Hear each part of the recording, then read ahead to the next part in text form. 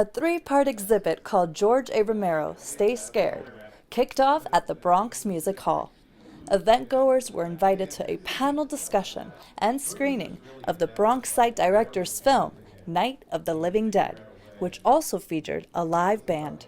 The other parts of the exhibit series are being hosted at the Museum of Bronx History and the Edgar Allan Poe Cottage.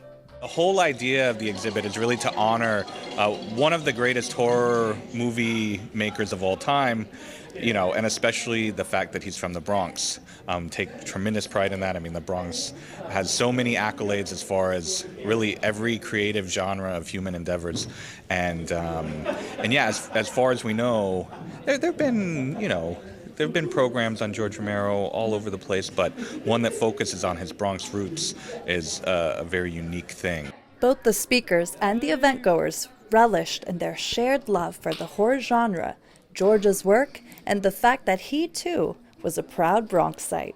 I became a big fan of that genre, which was just starting to come out. And then I saw Night of the Living Dead, fell in love with that.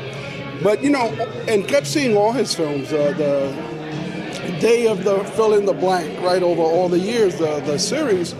But it wasn't until about 15 years ago that I learned that George Romero was from the Bronx. But I think the most important thing that people should remember about George, especially that most of his work was all in the horror genre, was that he didn't want to be a horror director. There's so many young people influenced by him who are like, I want to be a horror director. George just wanted to be a filmmaker. And he thrived best when he could hold the film in his hands and edit the pieces together.